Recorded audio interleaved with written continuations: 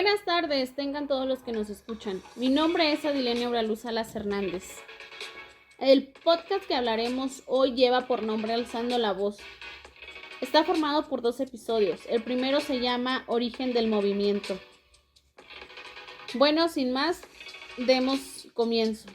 Bienvenidos al primer episodio, el cual lleva por nombre El origen del movimiento. Hablaremos de cómo fue formado, cuáles fueron las causas y qué es lo que exigen. A mí en lo personal me parece importante hablar sobre el movimiento por la paz, con justicia y dignidad, ya que muchas personas no son escuchadas o no hablan por temor a la ola de violencia a la que se enfrenta. Es de suma importancia informarles de cómo fue el proceso de este movimiento y lo que lograron. El Movimiento por la Paz con Justicia y Dignidad nació el 28 de marzo del 2011, luego de que Juan Francisco, hijo del poeta Javier Sicilia, y sus amigos Gabriel, Julio y Luis fueran asesinados en Temisco, Morelos, con 2 adultos que los acompañaban.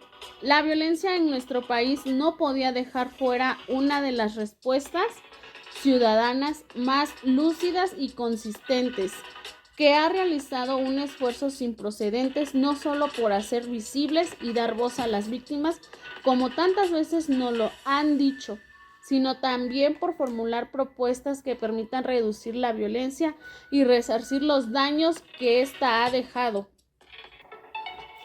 Luego que Juan Francisco, hijo del poeta Javier Sicilia, fue asesinado, a mi juicio, este gesto del poeta se ha convertido en uno de los principales rasgos y fortalezas del movimiento.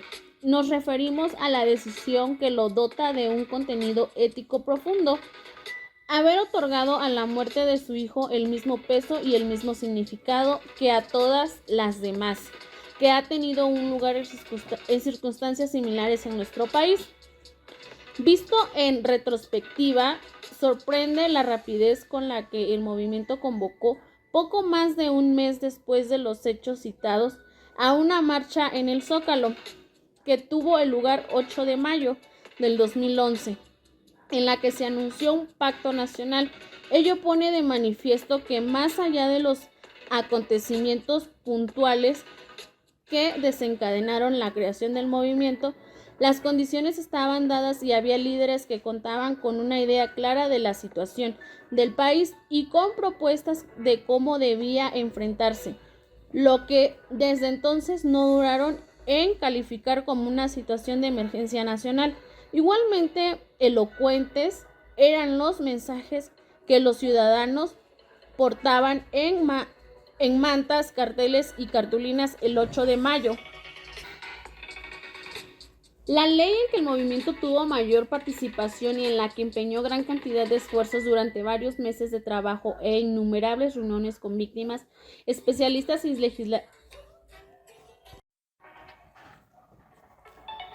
La ley en que el movimiento tuvo mayor participación y en la que empeñó gran cantidad de esfuerzos durante varios meses de trabajo e innumerables reuniones con víctimas, especialistas y legisladores fue la Ley General de Víctimas, que logró ser aprobada por las 2 cámaras el 30 de abril de 2012, último día del periodo ordinario de sesiones. La ley obliga a las autoridades de los 3 ámbitos de gobierno y de los 3 poderes constitucionales.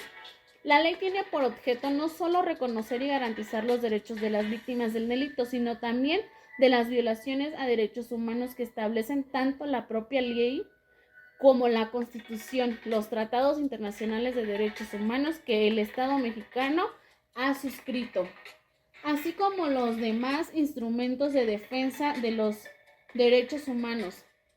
Define a las víctimas directas. Con esto damos por terminado el primer episodio, que lleva por nombre El origen del movimiento por la paz con justicia y dignidad. No se puede perder el segundo episodio, donde hablaremos sobre los logros que obtuvieron. Por último, les tengo una bonita frase que dice así: la forma de empezar es dejar de hablar y empezar a actuar. Gracias.